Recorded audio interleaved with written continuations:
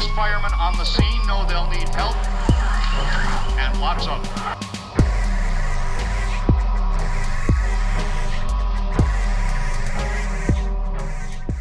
Before Burn Boston Burn and before I got involved with Mike Foley, retired fire lieutenant on Boston, I didn't know anything about this ring, really. I knew the time period in the fires because I just gotten out of the Marine Corps. So if you could just give a brief overview of that period and this arson ring, because my guess is this might be the most noteworthy part of your ATF career dealing with fire. Is that correct? Yes, absolutely. I got to tell you, it is absolutely fascinating. Okay, well, Boston was one of the cities in the country that had a history of a lot of fires in the late 70s into the 80s. And, New York did, Chicago, there was a lot of urban renewal going on around the country, that type of thing.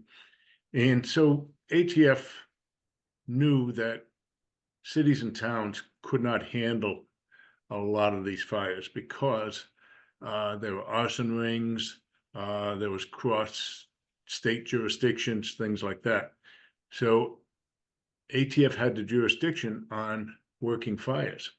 There's a statute that said if you damage or destroy a building by means of explosive or fire, and that falls under our jurisdiction. So they started this task force in the city of Boston. New York had one, Chicago and LA were the first 4 cities that had them. And again, I joined that group because I just like the puzzle. Every time a fire happens, you're facing a puzzle, and you get to interview so many people, from bankers and insurance people right down the street people who might have been the first eyewitness. So the city had a lot of fires, but starting in 1982 and right up through 1984, there was an unbelievable jump in the number of fires. In one day, June 11, 1982, there was 10 fires in the city of Boston, and 4 of them were major multiple alarm fires, a 9 alarm, a 6 alarm, a 4, and a 3 alarm. And that 9 is the largest that you can go in Boston. And that means you have a lot of people and a lot of apparatus out there working. Whether it's the size of one building or maybe in a neighborhood where it can catch on to multiple buildings. So this arson ring formed at the same exact time as the arson task force came about.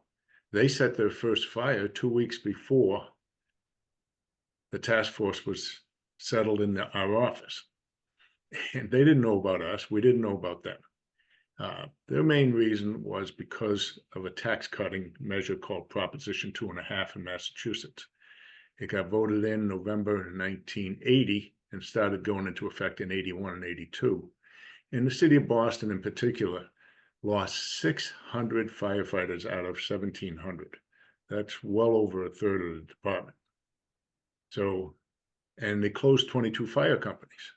That's a lot.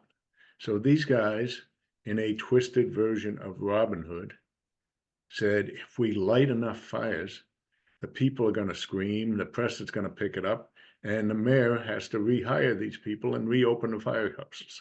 So that was Mayor Flynn at the time too. It was Kevin White. Oh, I'm sorry, yeah, Kevin White. You're right, and it's funny because he was a popular South Boston guy who, after this, really kind of lost his popularity. Am I correct in saying that, Kevin White? Yes, the police and fire were not fond of him because he was using them as a pawn in trying to get money or do other things, We're going to talk about 2 fires. I'll refer to the notes going through this, and correct me if I get the pronunciation wrong. The Sparrow Toy Company fire on East Street in South Boston, correct? You said it just right, Sparrow Toy. I'm a Boston guy, so I can mispronounce things with the best of them. And then there was the Enlisted Men's Club, a Marine barracks, on October 2nd, 1982. So these were 2 we'll start with the Sparrow Toy Factory, but these were two noteworthy fires during that 2-year arson spree, correct? Oh, absolutely. Um, Okay, so why don't we do this? We'll start with the Sparrow Toy Factory and describe what was notable about it. With all of this craziness going on, talk about that fire. well, most of the targets before June 3rd, 1982 were three-deckers, three-family homes in the Boston area, which we had hundreds and hundreds of them. And they were getting the press because they burned so many of them. However, they knew they had to do more. So they targeted this industrial building. It was a warehouse in South Boston, and it was 1,000 feet long by 300 feet wide. So if you get a good fire going there, that's vastly different than a three-family home. So on the night of June 3rd, two members of the arson group went behind the building along the railroad tracks, and they placed an incendiary device up against the only area that was combustible. Everything else was brick and I think cinder block, concrete block. And this one section of wall was tar paper over plywood. And they placed a device there and left. They always left the scene, and they'd go riding around until the call comes in. And besides their normal jobs and everything, these guys were fire buffs. And fire buffs are no different than someone who likes sports. They like to watch fires, see how the firefighters are doing. They like to take pictures. They like to collect memorabilia. So at this fire scene, when they came back, Boston, just down the road, on Dorchester Ave, they had set two three families side by side on fire. They set it right between them, and they were only a sidewalk apart. So one caught onto the other rapidly. And that was a multiple alarm fire, which tied up a lot of fire companies, especially when you're shorthanded by closing all these fires.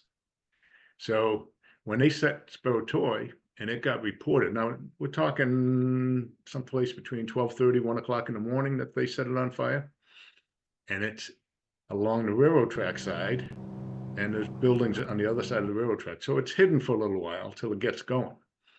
So firefighters initially respond, and they see a lot of smoke. They don't see a ton of fire, but they get around the back, and they start putting the fire out readily right there in the back. However, I don't even think, I got to talk to one of my arsonist buddies. One of them is, I'm very friendly with today. One of the That's a funny term. One of my arsonist buddies. yeah. And I don't think they knew that it was one of those very large industrial fans high up on the wall. But the fire carried right in through that fan and made it into the interior of the building. And when it did, this building had pallet after pallet of cheap imported Chinese toys in cardboard boxes on pallets, and it was plastics and stuffed toys. So once that started burning and the building inside, the chief called for a second alarm and a third alarm and then a fourth, and then they took a little while and they couldn't catch the fire inside. They kept having to go further and further up that 1,000-foot building to try to stop this fire. They made interior attack at the far end. They had guys up on the roof. They were doing what they call trench cuts, hoping that they were beyond where the fire is and try to stop it. But eventually it got up to 7, 8 alarms, and the crowd was cheering for the chief to call for a 9th alarm. When you say crowd, the crowd of firemen there or the civilian crowd? Civilians, yeah. Fire buffs and just Fire buffs, okay. onlookers.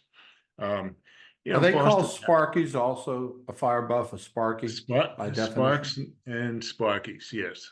Okay, So these sparks are out there, but Boston has a large group of sparks. There's a couple of well-known organizations, you know, legitimate organizations, been around for 100 years.